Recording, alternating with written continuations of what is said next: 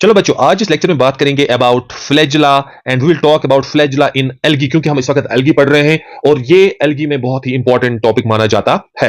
अब फ्लैजिला क्या होते हैं? They are long thread like structures which arise from cell and help in locomotion. ये लॉन्ग थ्रेड लाइक स्ट्रक्चर्स होते हैं जो कि सेल से अराइज करते हैं और जो सेल्स को हेल्प करते हैं to move from one place to another place. We can say that they are locomotory appendage.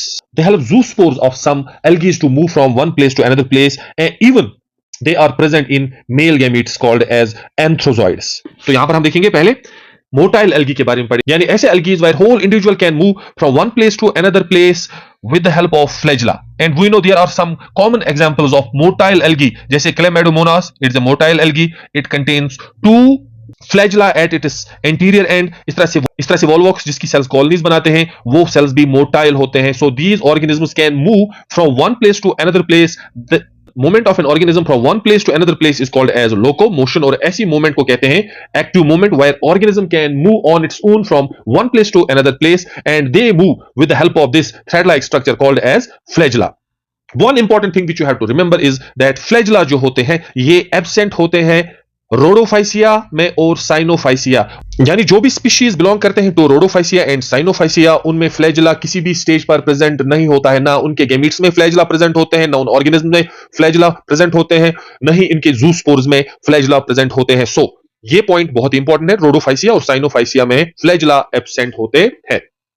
Now types of flagella. Flagella जो है दो किस्म के होते हैं, whiplash flagella जिसे acronym flagella भी कहते हैं और tinsel flagella जिसे pleuronematic flagella भी कहते हैं। whiplash flagella ऐसे flagellas होते हैं जो long होते हैं और smooth होते हैं। smooth का मतलब कि इनके सरफेस पर hair present नहीं होते हैं, mestigoniums present नहीं होते हैं, जो कि present होते हैं on the surfaces of tinsel flagella. These tinsel flagella they are short and they are hairy. आप देख सकते हैं इस flagella के सरफेस पर छोटे छोटे hair present है जिन्हें mestigoniums कहते हैं या फिल्मर hair कहते है। So the difference between whiplash flagella and tinsel flagella, पहले लेंथ की डिफरेंस, whiplash flagella लॉन्ग होते हैं और tinsel flagella शॉर्ट होते हैं। दूसरा mestigoniums का डिफरेंस, whiplash flagella में mestigoniums एब्सेंट होते हैं और tinsel flagella में mestigoniums प्रेजेंट होते हैं। अब टिंसल फ्लैजिला जो है ये तीन किस्म के होते हैं, पेंटोनिमेटिक, पेंटो एक्रोनिमेटिक एंड स्टाइकोनिमेटिक। पेंटोनिमेटिक में जो हेयर होते हैं या मेस्टिगोनीम्स होते हैं they form two opposite rows. Mastigonemes are present in two opposite rows. यहां पर देखिए this is one row and this is another row on this flagella. Pantacronematic में यहां पर भी दो अपोजिट रोज प्रेजेंट होते हैं, लेकिन यहां पर टिप पर एक मेस्टिगोनीम प्रेजेंट होता है जो कि absent in pantonematic flagella. So what is difference between pantonematic and pantacronematic flagella? The difference is of this terminal mestigonium. In pentoacronymatic flagella, this terminal mestigonium is present. However, this terminal mestigonium is absent in pentonymatic flagella. Then we have another type of tinsel flagella that's called as steichonymatic flagella. यहाँ पर जो flimmer hairs या mestigoniums है, they form only one row. So these are three types of tinsel flagella. अब flagella फिर से दो किस्म के होते हैं, वे हैव आइसोकॉन्टी फ्लैजिला एंड हेटेरोकॉन्टी फ्लैजिला। अब यहां पर एक सेल है और इस सेल में जो फ्लैजिला है ये आइडेंटिकल है। यहां पर दोनों फ्लैजिला विप्लैश टाइप है, तो अगर किसी सेल में फ्लैजिला आइडेंटिकल हो तो ऐसे फ्लैजिला को कहते हैं isokontae. So what is isokontae flagella? These are flagella present in a cell which are identical. या तो ये विप्लैश टाइप होंगे सारे, या तो सारे टिंसल टाइप होंगे। इस तरह से हेटेरोकॉन्टी फ्लैजिला ऐसे किसी सेल के फ्लैजिला होते हैं जो कि डिसिमिलर होते हैं, यानी एक विप्लैश टाइप होगा और दूसरा टिंसल टाइप होगा। अब जूस्पोर्स में देखेंगे इनके फ्लैजिलाज। अब जूस्पोर्स क्या होते हैं? ये फ्लैजिलेटेड मोटाइल स्पोर्स होते हैं, यानी ये स्पोर्स होते हैं, ऐसे स्ट्रक्चर्स होते हैं, ऐसे सेल्स होते हैं which can directly form a new individual। ये मोटाइल स्पोर्स होते हैं। Motile spores are called as zoospores. ये मोटाइल क्यों होते हैं? Because they contain flagella. अब जूस्पोर जो है इनमें सेल वॉल प्रेजेंट नहीं होता है, ये सेल्स होते हैं लेकिन सेल वॉल यहां प्रेजेंट नहीं होता है। यूजुअली ये बाइफ्लैजिलेटेड होते हैं, बट कुछ एल्गीज में these zoospores are quadriflagellated, means one zoospore has four flagella, जैसे Ulothrix.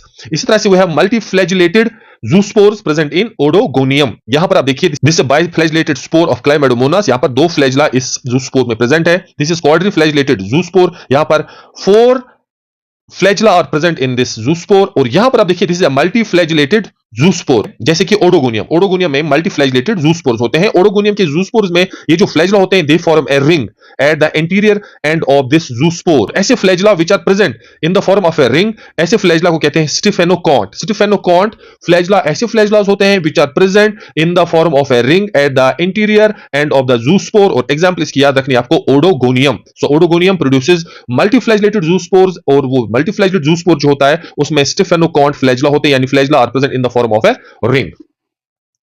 Next is one important spore that's called as synzoospore और compound spore। ये मल्टी न्यूक्लिएटेड जूस्पोर होता है, यानी इसमें बहुत सारे न्यूक्लियाई प्रेजेंट होते हैं इस जूस्पोर में।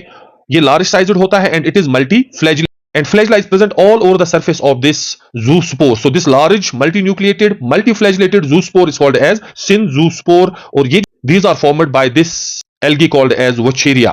Remember this point. Now position क्या होती है इन फ्लैजिलास की? First they have anterior position, जैसे क्लोरोफाइसिया में। और क्लोरोफाइसिया में जो फ्लैजिला होते हैं वो आइसोकॉन्टी होते हैं, यानी एक सेल में जो फ्लैजिला होते हैं वो आइडेंटिकल होते हैं, एक ही टाइप के होंगे, या तो विप्लैश टाइप होंगे या तो टिंसल टाइप होंगे। यहां पर भी आप देख सकते हैं ऑल फ्लैजिला आर आइडेंटिकल, और यहां पर भी ऑल फ्लैजिला आर आइडेंटिकल, और इनकी पोजीशन एंटीरियर है। ये सारे फ्लैजिला आगे प्रेजेंट होते हैं। अब ज़ैंथोफाइसिया के जूस्पोर्स में भी फ्लैजिला जो है उनकी पोजीशन इंटीरियर होती है। यहां पर फ्लैजिला जो है ये हेटेरोकॉन्टी होते हैं। ज़ैंथोफाइसिया में position of the flagella is interior and the flagella are heterokontae, means one is whiplash type and other is tinsel type. Phaeophyceae में अगर आप देखोगे तो जूस्पोर्स में फ्लैजिला की पोजीशन जो है वो लेटरल होती है, और जो फ्लैजिला होते हैं ये हेटेरोकॉन्टी होते हैं, one is whiplash type and other is tinsel type. तो फियोफाइसिया के जूस्पोर्स को आप कैसे आइडेंटिफाई कर सकते हैं? Bye their position. फियोफाइसिया के जूस्पोर्स में the position of flagella is lateral and both flagella are different, so flagella are heterokontae. So this is all about flagella in algae.